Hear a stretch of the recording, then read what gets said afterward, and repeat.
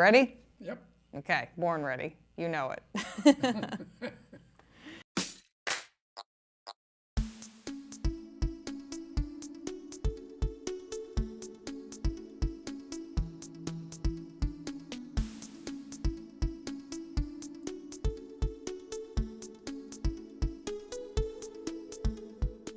Hello, and welcome to Runnah, running on Cape Cod, Massachusetts and beyond. I'm Juliana, your host. Welcome back. Today, we have a legend of the Falmouth running community with us today, one of the original founders of the Falmouth running community as we know it today, Courtney Bird. Welcome, Courtney. Great to be here. Yeah, I'm excited to have you. I think this will be an interesting kind of like mini deep dive into the history of the running club slash the track club as you know it and as other people know it.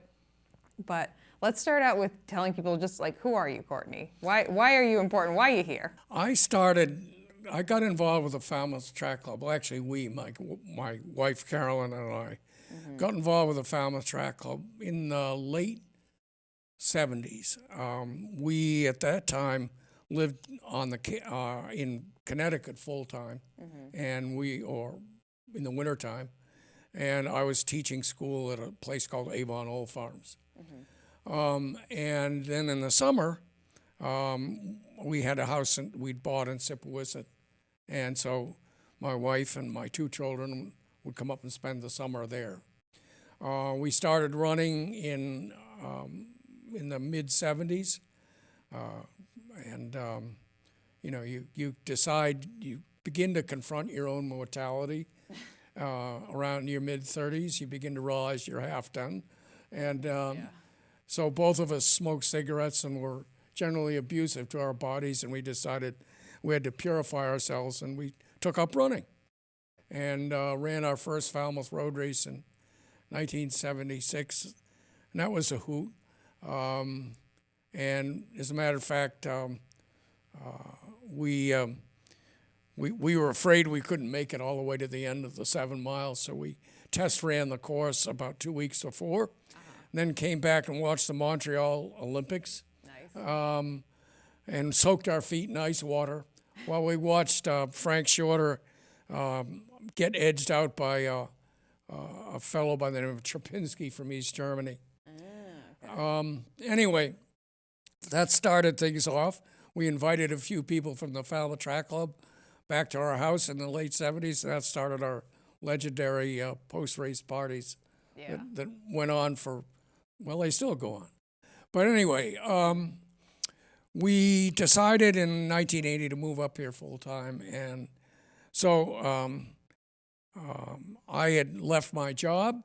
My wife got a job at the Enterprise as a copy editor, so I became a housewife and took care of the kids.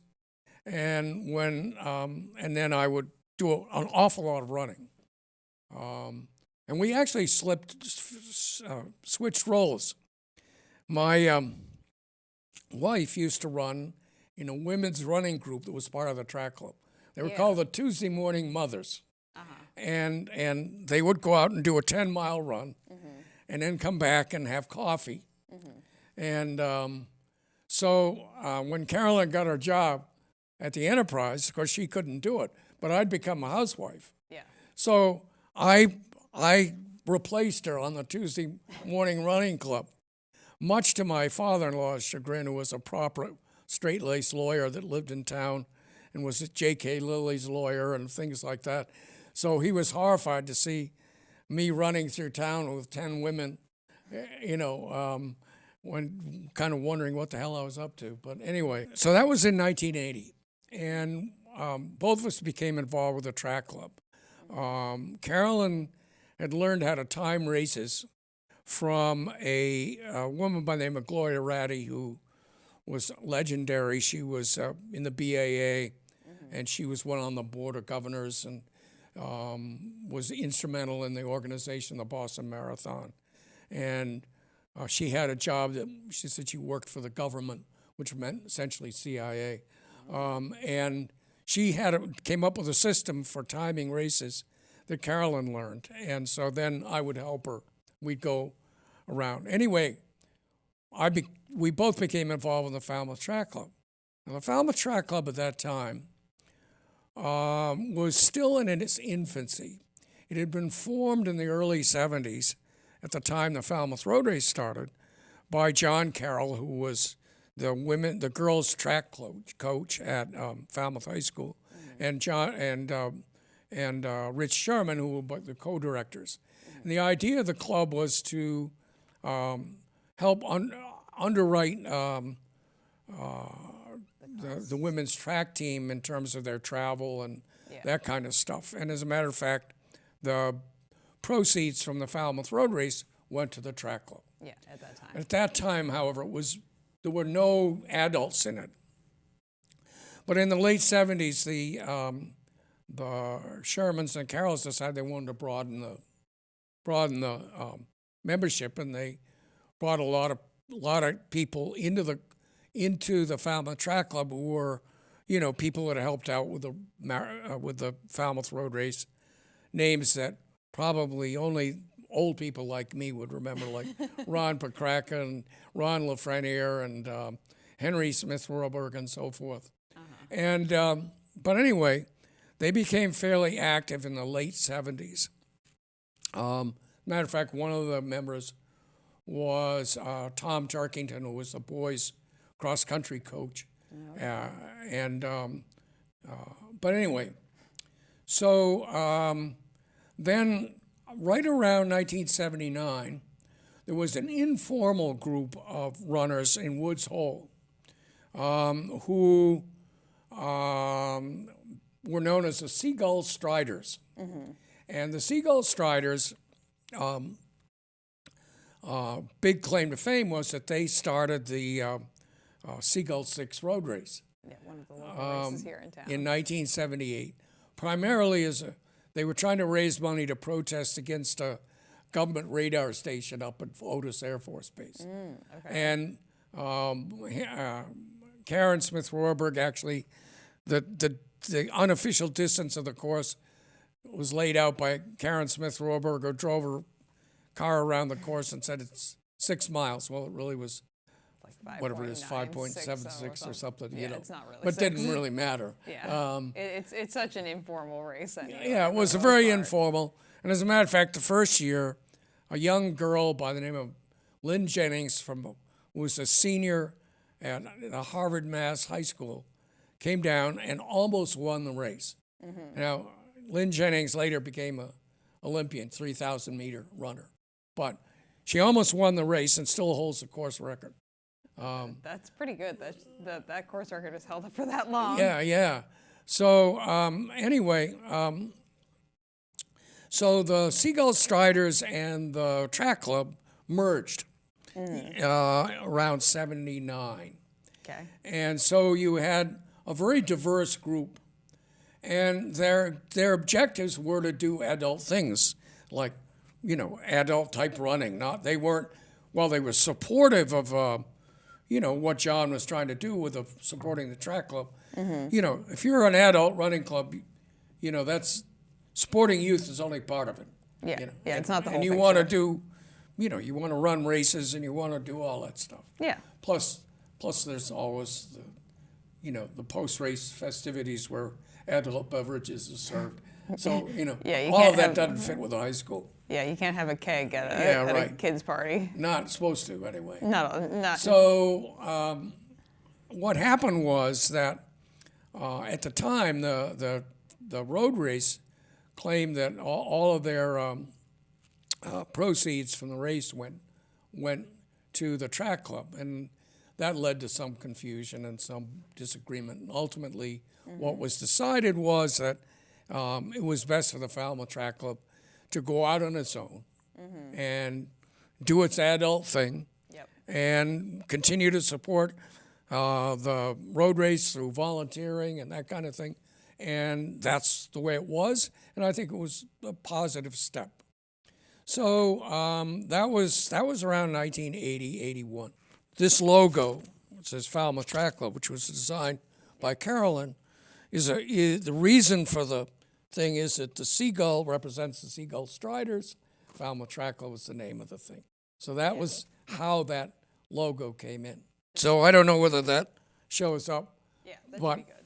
anyway, one year we, I think it was 1982 or 81, we had a Cape Cod Marathon, and we had several directors. And the marathon actually had begun in 78, and it was Rich Sherman's idea.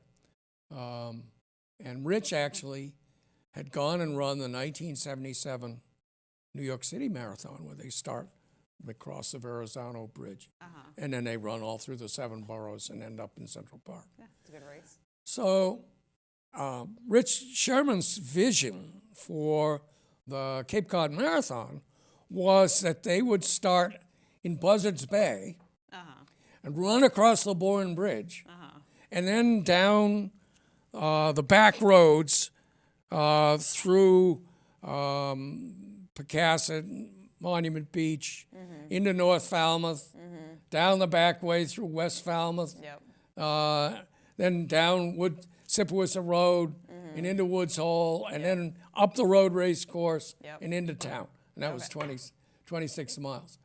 What a cool concept, point-to-point race. Yeah, it's a But great idea. the logistics were such. It was far more than anybody, when they really looked at organizing it, wanted to do. So the race ended up out on Otis Air Force Base, because at that time, I believe Rich was a lieutenant colonel or something. Anyway, he was very much affiliated with the base, and so he secured the permission, the base, to run the race out there. So they had, the original course race was in December of 78, and it was like freezing the day they did the race. It was so cold, the water froze in the cups. Oh, God. And you had to do 4 loops past abandoned barracks.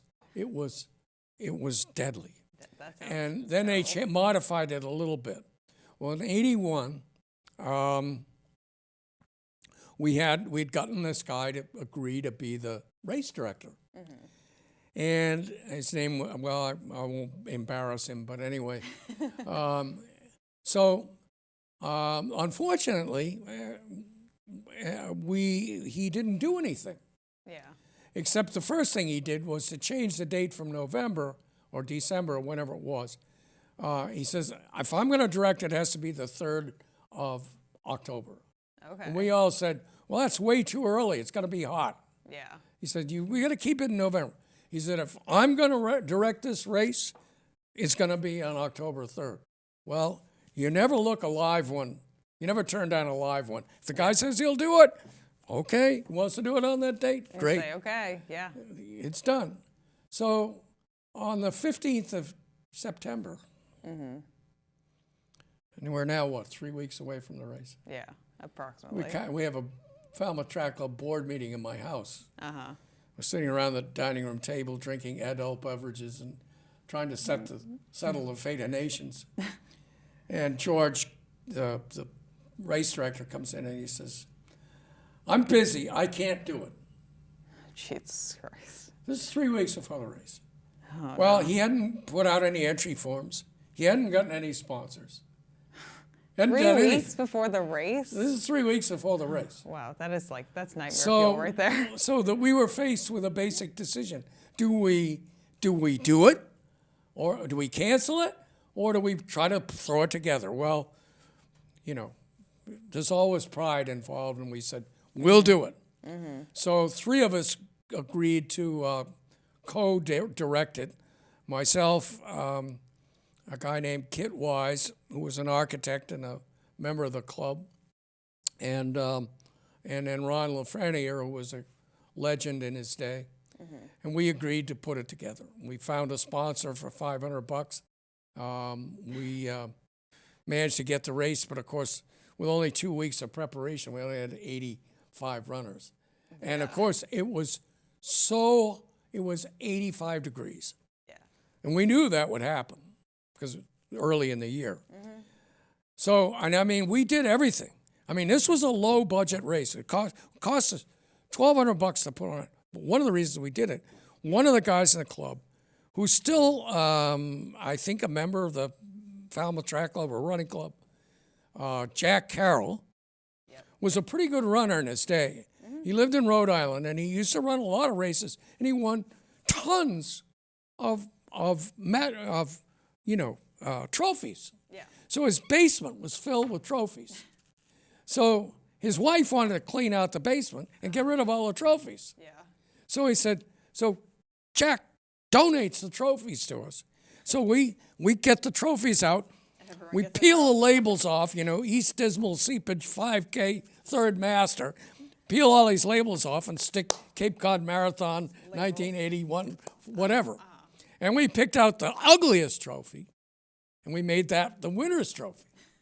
So meanwhile, Jack Carroll enters the race and wins. And he gets his ugly trophy back. So he won his trophy back.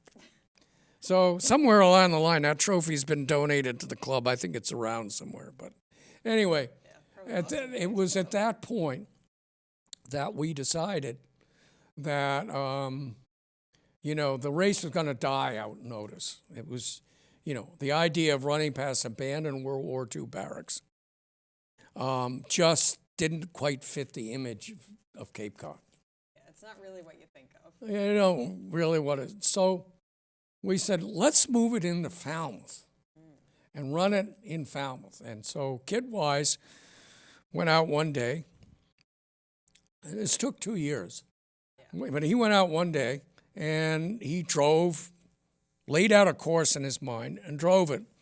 And it was the original great big one loop course. Yep. Started and ended near the Village Green and did a huge loop through all of Falmouth. Oh, yeah. And it went through all the different villages and, well, not all of them, but it was a bear of a course. Yeah, that was my first marathon I ever ran, Courtney. Was it? How'd you do? I did fine. Like, I had trained on the hill, and I actually did a ton of training runs on the actual course. Because I live in Texas. So I'm very curious because this was a raging debate. Everybody said, this course is much too hard. You're never going to attract runners to come and run this race. Yeah. And I remember at one point, I used to go up to the Elliott Lounge, which is where Tommy Leonard hung out, and who later became the bartender, and he at the quarterdeck, and was obviously one of the founders. In fact, it was his idea to start the Falmouth Runners.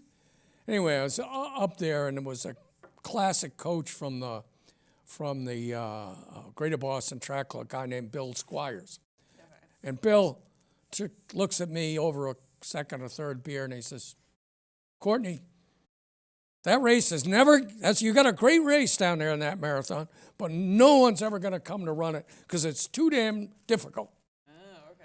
And he says, you got to change the course. And I thought, oh, geez, you got to change the course. You'll end up with some kind of boring out and back and all this stuff. And I said, no, it's cool. It covers everything. And he says, well, all right, well, you're going to not get anybody. Well, anyway, we moved it into Falmouth. And it was probably one of the most divisive issues in the Falmouth Track Club. The group of us on the board and who were also part of the organizing committee, we had about 10 people on the marathon, said we want to move it in, and we looked into it. Well, first of all, to run a race out on Otis Air Force Base was about as easy as you could get. You only needed a few volunteers because it was multiple loops. Yes. So like 2 water stops, not 12 or 13. Yeah. And of course, there was no relay and so on. So everybody said it's easy to do, but it's boring. Yeah. It was a boring course. It was PR course. I ran a 2:56 on it, so I can attest it was. Yeah. But back in those days, this is 1980. I ran a 2:56, and back in those days, people trained a lot different than they do now. Yeah, a lot more like volume. A lot more high mileage. I used to run 65 to 70 miles a week. Yeah, routine. And I did that in 6 days, on 6 days of training. Yeah. Saturday was my day off, and then Sunday started with a 20-miler. Yeah. Yeah. And I was so compulsive that, if I went and ran a 10K race in the morning, I would go and run another 13 miles in the afternoon to Make sure you hit your make sure I mileage got goal. my 20. Yeah, I think a lot of runners are going to identify with that. Yeah. And then the other thing was I ran about 18 miles marathons. And at one point, I remember reading Bob Hodge, who for years held the record going up Mount Washington. Okay. And Bob's a frequent visitor here in Falmouth. And Bobby, I remember writing about running the Boston Marathon. And then in order to get rid of the lactic acid in his legs, You went running again. he'd go out in the afternoon and do a 5-mile warm down. Oh, yeah. I mean, when I ran my last marathon, I went for like a 4-mile walk afterwards. Yeah. It gets the So, lactic acid out of your body. yeah. I mean, So I tried it one time because I Yeah. ran a marathon, and it was a hot day, and I had cramps and everything else. I got poured into the car, and I had to drive 3 hours back to home. And by the time I got out, every bone and joint had frozen. I mean, you had to kind of pry me. So I said, okay, well, I'm gonna try Haji's stunt. Yeah. So I'll go see what I can do, and I'll run 5 miles in hills. So I went and ran 5 miles in hills, and the first mile was, a bone shattering. I mean, it was terrible. every step hurt. Yeah. But by the time I was done, lactic acid was gone. feeling great. I felt great, and I went out and ran 8 miles the next day. Yeah. Yeah. So anyway, but that's neither here nor there. So back to the issue of moving the marathon. We decided that we'd have to get sponsorship. The costs were going to be a lot greater. We knew we'd have to get at least 600 or 700 volunteers. Yeah. We're going to need lots more police, and we were going to need about $15,000 in sponsorship. And we got to hope that we're going to get 700 runners rather than 81. So whenever there's change, it's controversial. People don't like change. We know this. You know that. Yeah, we know this. So, and this was a perfect example of it. We wanted to move the race into town. Now it's a big change. Oh, yeah. And there's a big risk involved. Oh, yeah. There's money behind it. There's people behind it. There's Yeah, right. reputation behind it. Absolutely. Makes sense. But, I'm inherently a risk taker. And respect nothing. as witnessed by the fact that I'd been at Avon Old Farms teaching there for 14 years. I had a life I could stay there and retire, and I decided I was tired of it. And we quit. Both of us left Avon in 1980. I had no job. Carolyn got a job as a copy editor to the Enterprise. I ran a lot, and then decided what I want to do and went into construction. But what I'm saying is I was a risk taker, and the people on that committee were risk takers, but that's not everybody. Yeah. So we had to convince the club that this was the right move. That you could do it. That we do it. Now there were only at the time maybe 100 members of the track club. Okay. Yeah. So it's still decently on the smaller side of things. Yeah, but we had a board, but we felt this was an important enough issue that this would have to be decided by a special meeting of the club. And about 80% of the club actually showed up. Wow, that's pretty impressive. And it was held at Kit Wise's house over on Cary Lane. I'm surprised it wasn't at your house, Courtney. Well, no, but he had more space. You didn't have the party set up yet? Yeah. I mean, No cake. that's another story as to how we got Kit Wise into the club, and I'll get to that. But anyway, so we had this meeting, and people were really passionate to the point where it got to the point where people weren't speaking to each other. Oh, okay. I mean, it was tense. It's pretty amazing how divisive certain things can be. Well, this was one, because the people who didn't want to change it said, hey, you got a PR course. It's flat. Yep. You can run a PR on it, Yep. and it's easy to put on. There's no risk involved, blah, blah, blah. Yeah. And those of us who wanted to see it change, our thing was, it's going to die out there. Yeah. It doesn't represent Cape Cod. We want something that represents Cape Cod. You know, little quaint villages and cranberry bogs and, you know, the 350 years old village greens and lighthouses and seagulls and all that stuff. Yeah, everything Cape Cod. You know, everything Cape Cod, which, quite honestly, I'm sorry to see the course has been changed, but that's another story. Yeah. So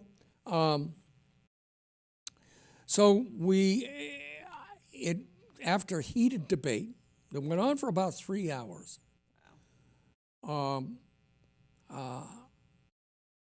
it was decided by one vote that we would move it. Wow. And the condition was that we would have to have secured the permission of the town. In other words, we have to lay the course out, certify it, get the permission of the town to start and run a race on Main Street and go all through town. Yeah, a lot more police like blocking of roads. And Yeah, I mean, you know, and then demonstrate we could get the volunteers. yeah. And the key was we had to get at least $16,000 in sponsorship. Also important. Yeah, because financially it couldn't be a disaster. And when they gave us until a deadline of like the 1st of June of 1984, which was the year we'd stage it in November. Okay. So 1st of June, so we went and we got all the permissions, we got everything, we met the conditions of this meeting, except we had no sponsorship. Well, there was a guy on our committee whose job was to get sponsorship. Yeah. I mean, I was the chair of the committee, but I was just the orchestra guy. I'd never gone out and raised money for sponsors, and that scared the hell out of me. But this guy was really good at getting sponsors, and he shook the tree. He got Shawmut Bank, Peters Hartel Corporation. Peters Hartel, Paul Hartel is still a member of the track club or the running club, or was for a long time. But anyway, those two came in. They came up with enough money, so we got the cash, and we went out and staged the race, and we had 700 runners. That's great. And I mean, it was an absolute success. And we thought, wow, this did it. And it was the coolest thing to see, 700 runners coming down Main Street and finishing by the Village Green. It was just like, wow, this is like God has come to earth and given us a blessing. Yeah. So Well, I'm really glad that you guys. after that, it went. But throughout the 80s, the marathon was a tough thing because we had lots of competition with the Ocean State Marathon. There was a marathon that got started the year after we started ours, called the Boston Peace Marathon, and it was run the weekend from before Thanksgiving, which at our time was like a week after our race. Yeah, because And it was in Boston, point to point, starting Concord and ended down at the town city hall in Boston. Yeah.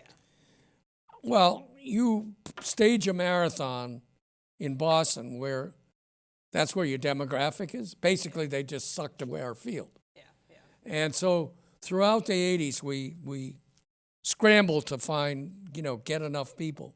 But eventually, despite the course being as difficult as it was, and I'll never forget the comment from the guy who won the first Cape Cod Marathon in '84. He'd come down and run, and I think nobody realized that they thought Cape Cod's flat. Now, anybody that lives on Cape Cod knows that's not true. Yeah, we know it's not flat. There's flat places on the Cape, but there's more. This is Falmouth is all glacial terminal moraine, and you're going to run up and down these hills. You head out to Sippawisset, there are plenty of hills out there. Yeah, well, I mean, Thomas Landers, the highest point on that marathon was 100 feet above sea level. Well, the next highest point's the golf course. That's 90. Oh, yeah. And in between, you're running at sea level through West Falmouth. Yeah. Yeah.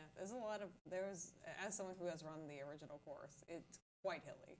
It's like 7 miles of flat, and the other 19 are just all hills. Yeah, and if you go out too fast, you pay for it. Yeah. You have to run. You have to run with some degree of sense. Control. Yeah. Well, the problem with the old course too is that the first 7 miles are those flat miles. Yeah. So you go, yahoo! Yeah, you smash into the hills at like mile 7 or 8, and then you just have hills the entire rest of the way, pretty much, except for like the last. Well, as always, I have lots of stories about that. Yeah. One year, so the guy who won the race, now it's just I'm drawing a blank. Yeah.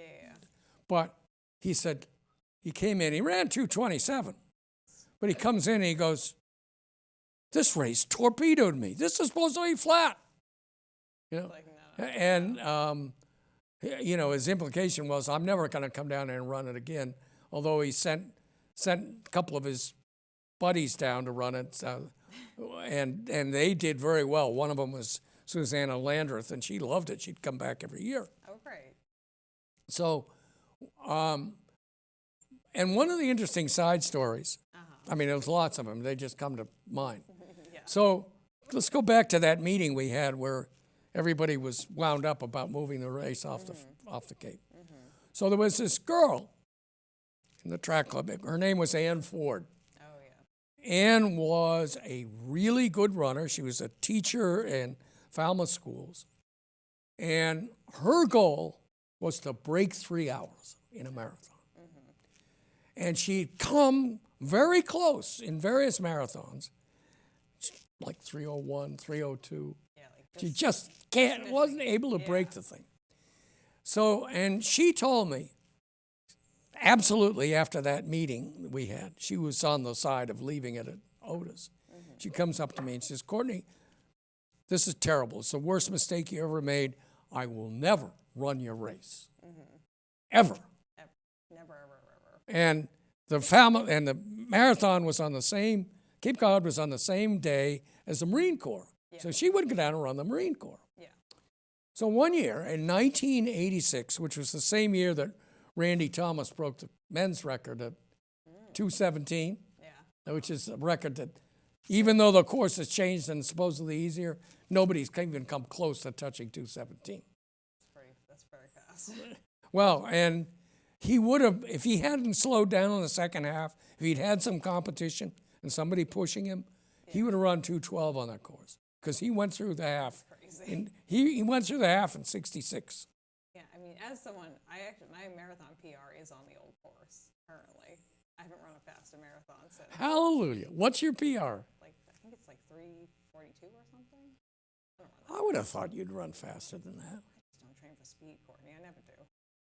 When I was doing that was when I did the Chowder Challenge. That's where my PR is from. Yeah, I mean, you're short distance primarily. No, I do longer. I do like marathons. I'm training for an ultra marathon this spring. So.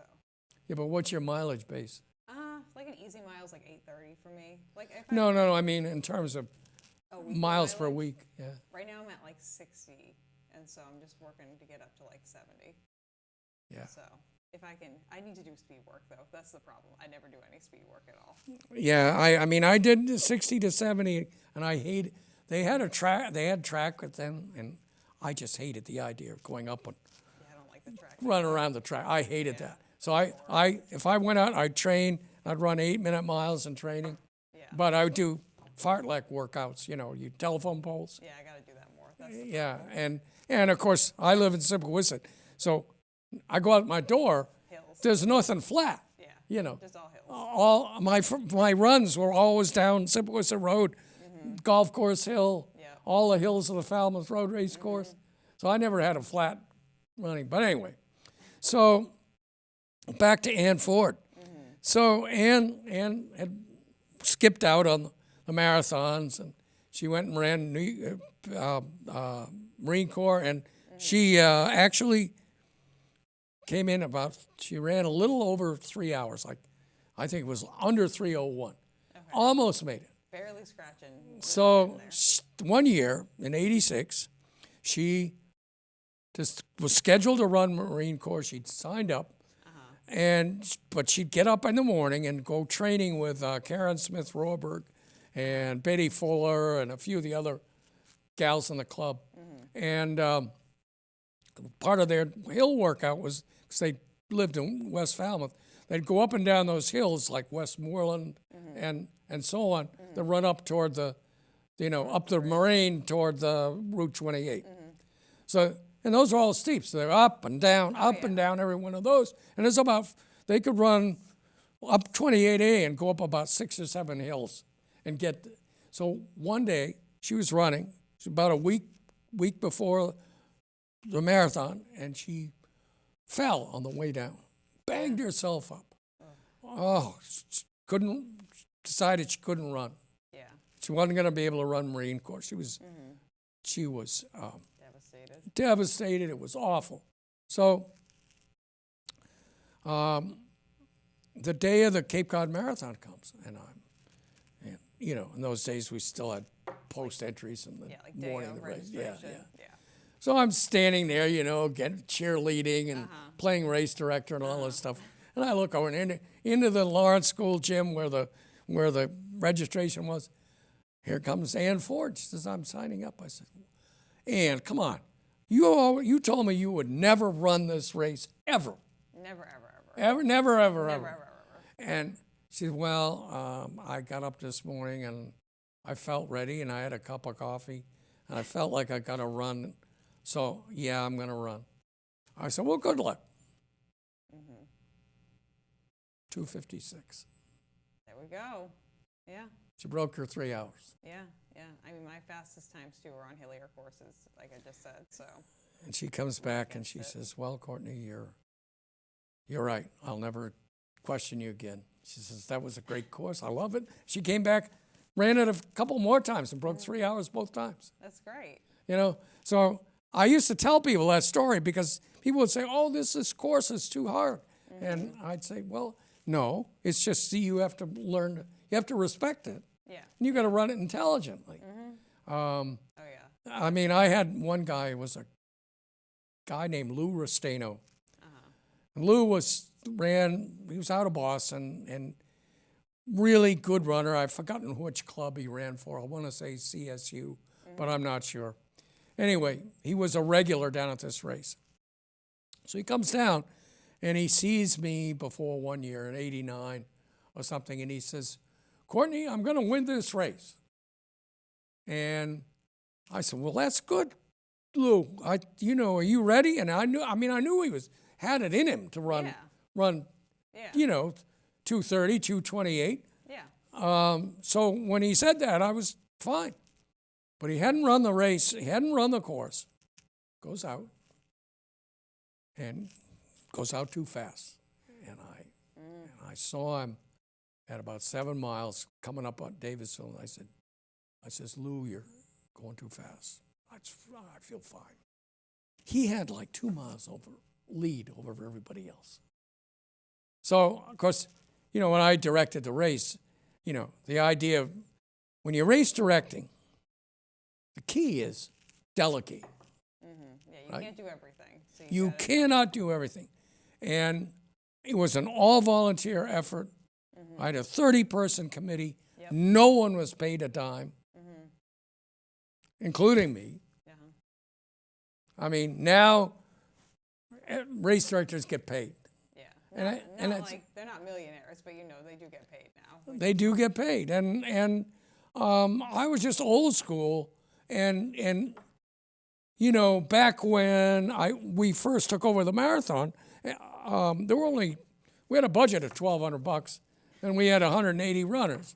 It was like the Seagull Six. It was that level of event. So it was a volunteer thing. Yeah, you bootstrapping it.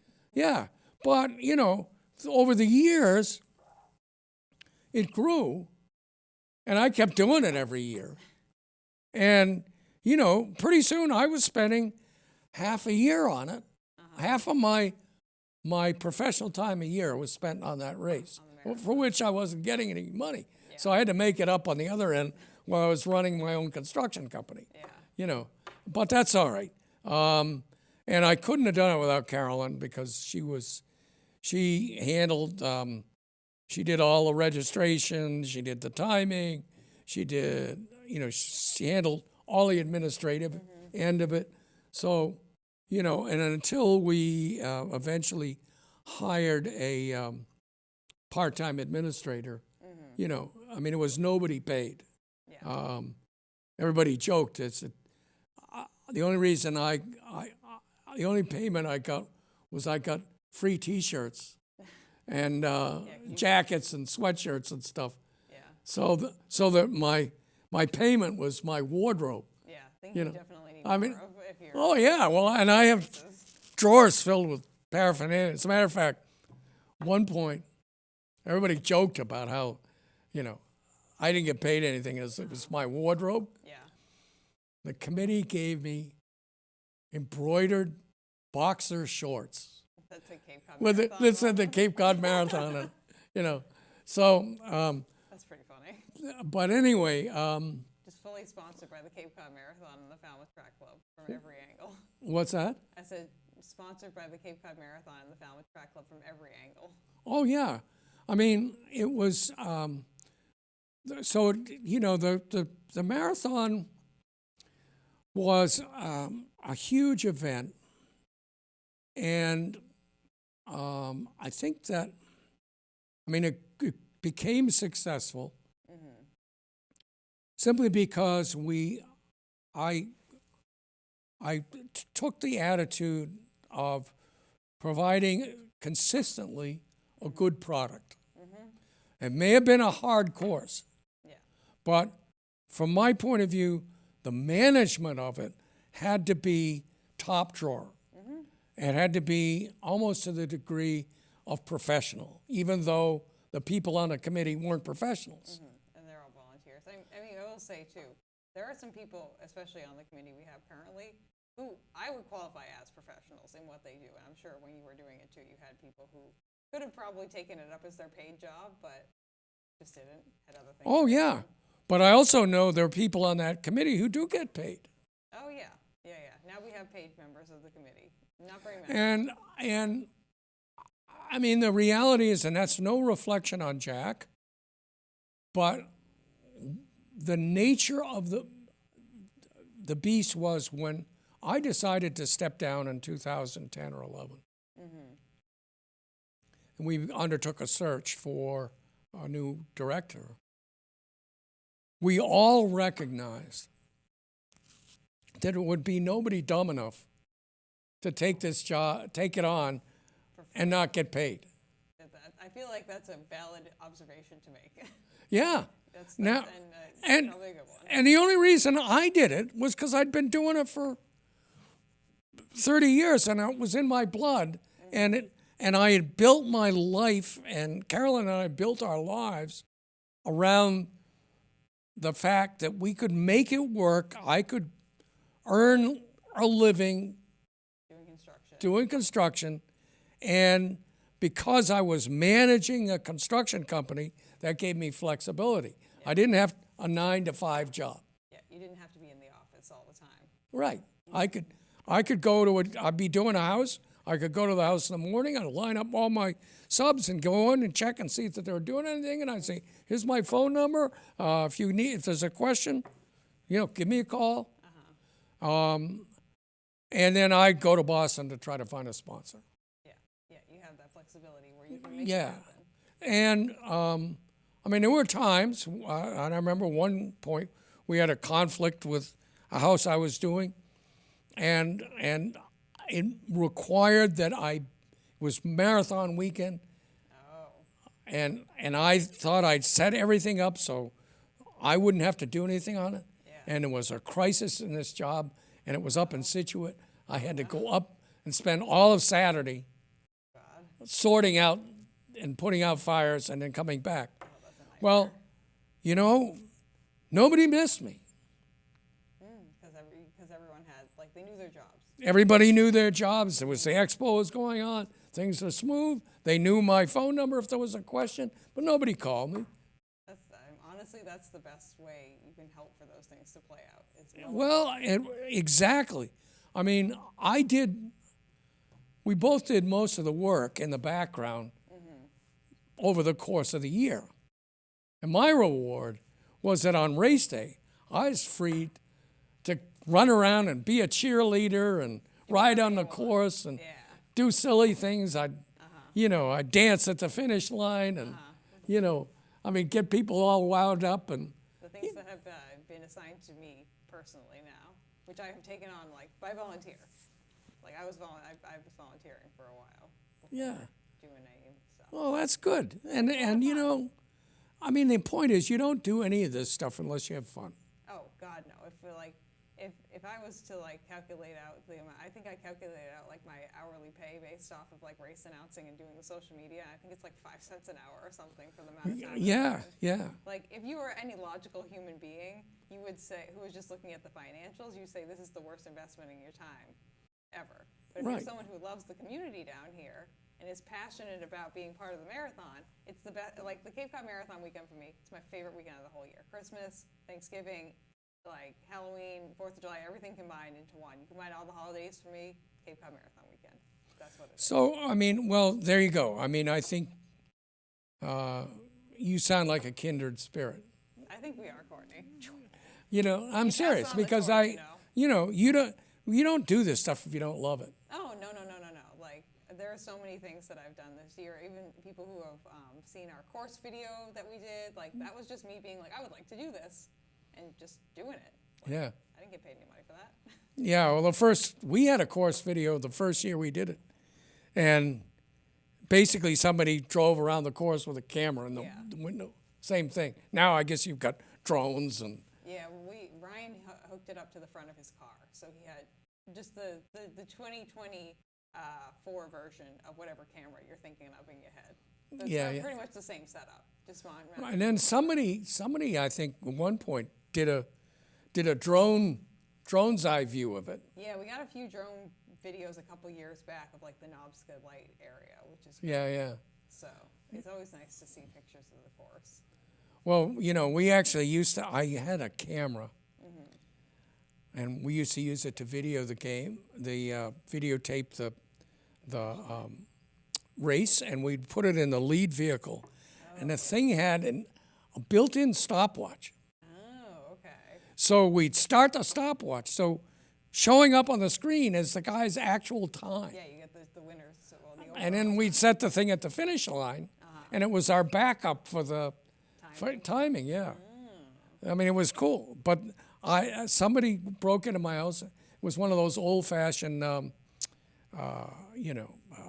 VHF cameras. It was bigger than those, and it was it had 2 parts. It had a shoulder bag, and with the camera, and then it had the VHS playback. Yeah. Somebody broke into my house and they stole 1/2 of the thing, and of course by the time it came out, it was irreplaceable. I couldn't get it by don't make that model anymore. Yeah, and then no camera that I had after that had the built-in stopwatch function. Okay, I'm sure we could find something to do that. Yeah, but anyway, back to doing a marathon was great, and it was one of the things that I think I felt really fortunate was for 20-some years, this event was the USATF New England Marathon Championship. And that was great because we brought some good high-quality runners in.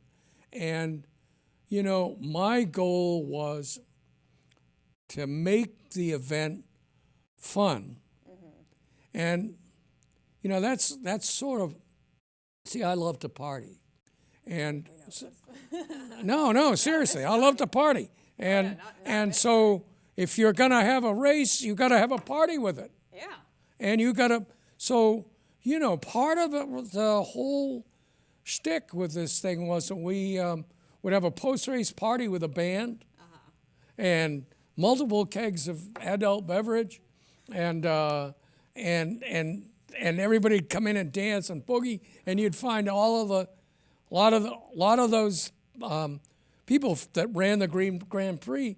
They loved this race. I mean, that's why they came, because it was a great post-race party. We'd get 150, 200 people at it. Oh yeah. You couldn't move. It was Yes, so many people. and it was great. We used to do it at the Falmouth Inn, Okay. because they had a great big space. And we had one band was called the Baja Brothers, and the Baja Brothers was actually a band that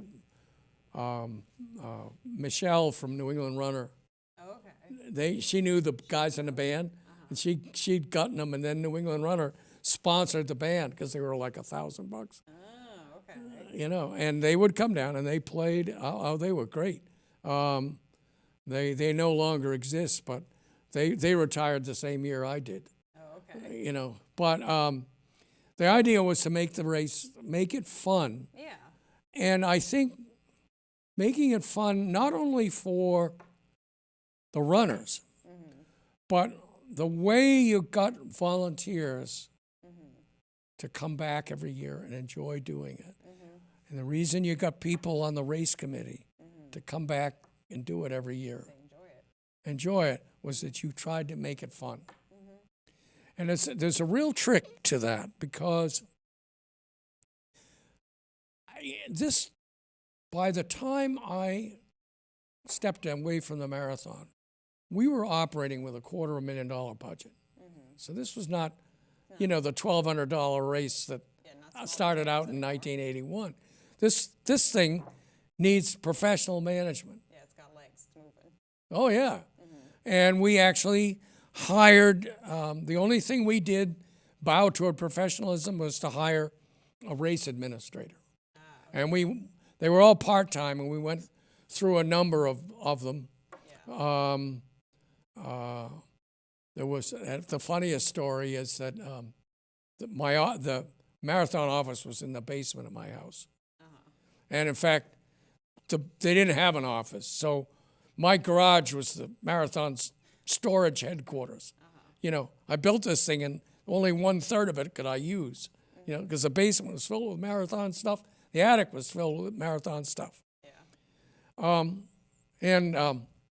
So my office was in my basement, which was walkout. And, I've got cats and all this stuff, pets that go in and out. And so the basement was not only my office, but it was sort of spare bedroom. So I had a pull-out couch in there. So at that year, Russ Pelletier was the race administrator. So Russ would come over, and we were sitting there going over stuff, and we're sitting in my office, which was in the back of the walkout basement, and we're looking toward the door coming into the basement, which was open. It had a screen door, but the bottom of the screen was ripped, right? Because the people had kicked it or something, and and all that, and the cats would go in and out through the hole, And did I care? No, it's just a house, So we're looking. And Russ looks at me. Do you see what I'm looking at? I said, what are you talking about, Russ? He says, look at the door. There's a rat. This big. Like a giant rat. A giant rat Yeah. who jumps through the door and into the basement. Oh, no. And then he goes over and climbs into the couch. Oh, gosh. So Russ goes, Russ was completely nonplussed. Yeah. Well, I just couldn't resist pulling his chain. I said, oh, yeah, that's Paul. He lives here. I was as shocked as he was. But I said, oh, yeah, that's Paul. He said, Yeah, you're just playing it off. yeah, he just, he's, or Randy or whatever his name was. Yeah. So, but I fixed the door later on and let him out. But Russ to this day remembers that story. Yeah, Paul the rat. About the rat. But anyway, I thoroughly enjoyed it, and I think it's a great idea, and I think it's a good thing you do this. You know that. Yeah, it's good. See, you're a volunteer. You have the same mindset as I do. Yeah, and this podcast and this show, I don't make any money off. This is just like me doing it for fun. Well, that's what I mean. Yeah, and I love it. It's my favorite thing that I do. So Yeah. I even if it'd be nice to get paid for it, but it's not a requirement in any capacity. Well, you know what's wonderful? The stories. Oh, this much I know, Courtney. I That is mean, not a mystery. you didn't even scratch the surface. Oh, yeah. This is us just like kind of like glancing at the surface, not even touching it. Here. And I mean, all of this is, today's focus is on a marathon.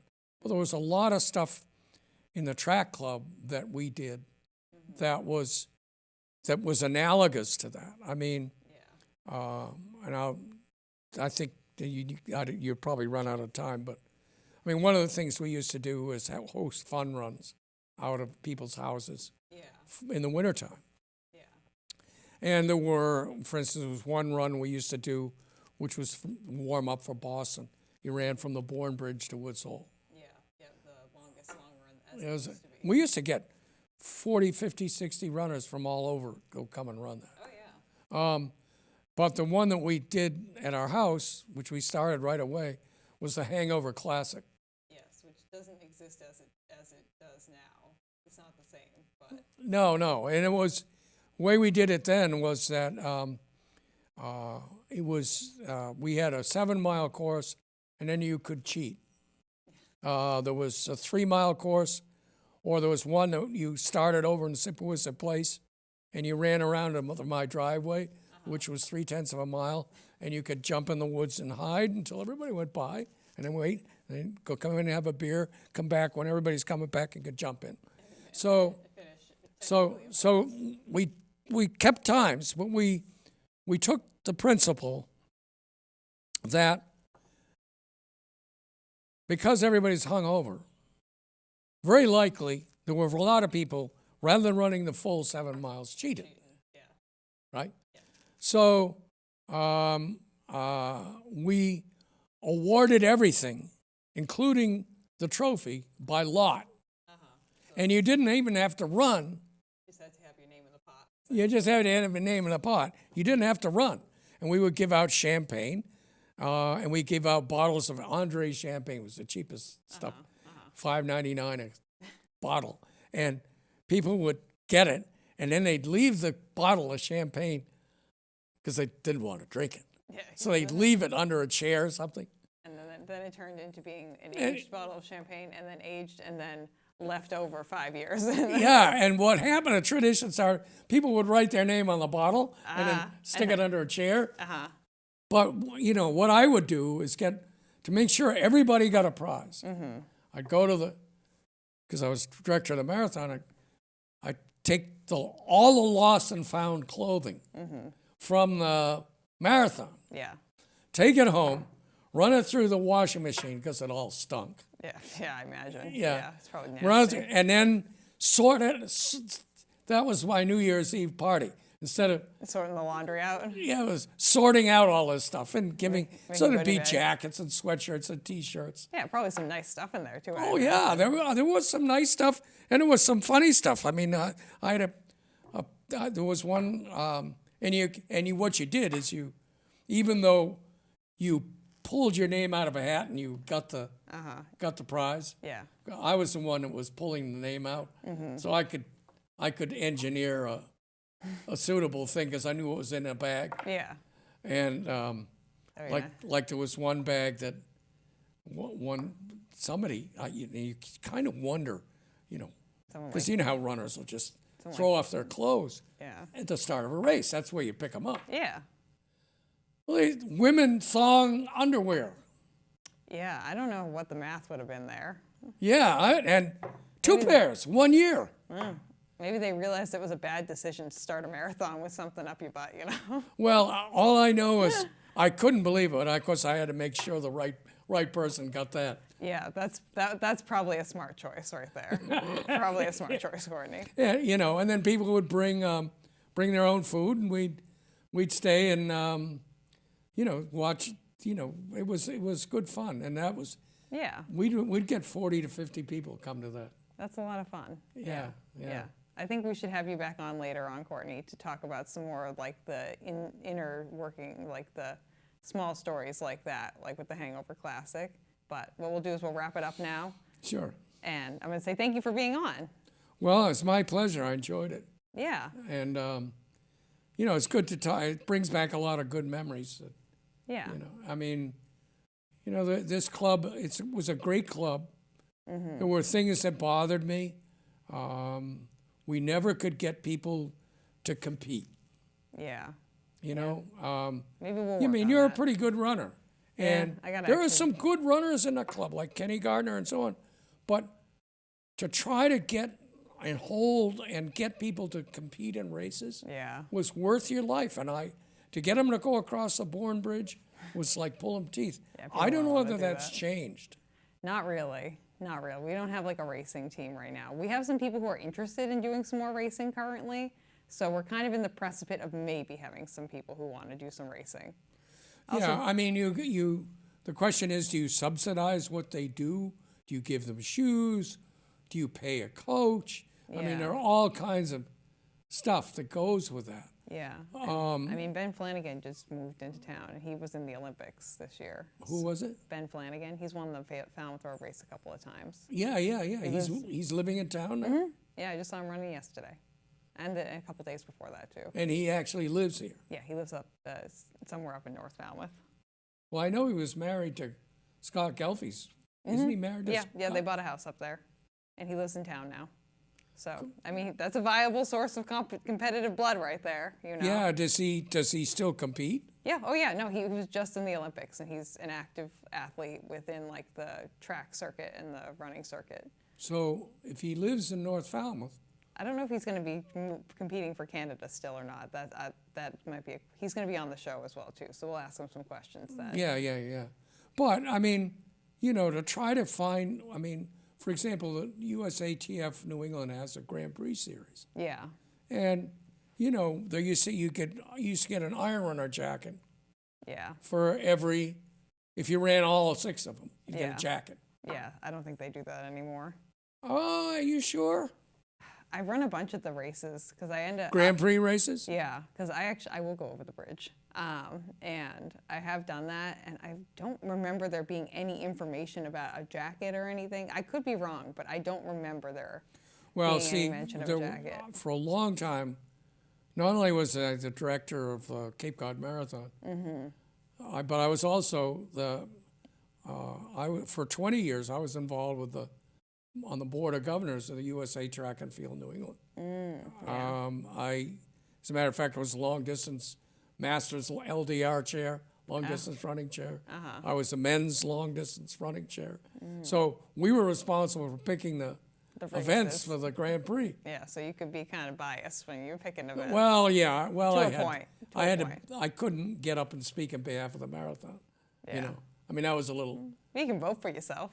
I can vote. Yeah, Yeah. you can vote for yourself. But You can talk to the people around you and be like, hey, actually, if I remember right, I mean, the Grand Prix were selected in a big meeting of the whole membership. So there would be, and so I could get up and speak on behalf of the marathon and put Yeah. that hat on. yeah. And I just make sure, I just say this is a conflict of interest, but Yeah, I'm part of the organizing committee, but I still think it's a great race. right. And we got it. There was maybe 2 or 3 years we didn't get it that I bid on. Yeah, we had it last year, I believe. Not 2024, but 2023, I believe it was Before then, yeah. yeah. So, But anyway, so no, I'd be happy to come in if you want me to come in again. yeah, we'll put you on the back burner for a moment, Court, and then we'll call you back in when it's your time to give us some more stories. Yeah. Sound yeah. like a plan? Sounds like a plan. Okay, awesome. So we'll say thank you, everyone, for watching the show today or listening. Don't forget to like or subscribe wherever you are watching the show. If you're on YouTube, don't forget to subscribe to our YouTube channel. And I hope I didn't put you to sleep. No, I don't think you did, Courtney. I'm still awake, so we're good. And we'll see you next time on Runnah. Okay, and that's the end, Courtney. We did it. Nice All job, right. my friend. Good. We love it. Thank you for listening to this episode of Runnah. This podcast is edited, hosted, and produced by me, Juliana Coughlin. Brought to you in part by the Falmouth Running Club and the Falmouth Community TV station. If you'd like to connect with us, you can find us on Instagram and on TikTok at RunnahPod, and you can send us an email at runnahpod@gmail.com. And our original theme music was brought to you by the one and the only wonderful Jeffrey Hutton. And keep up the great work. I'm proud of you.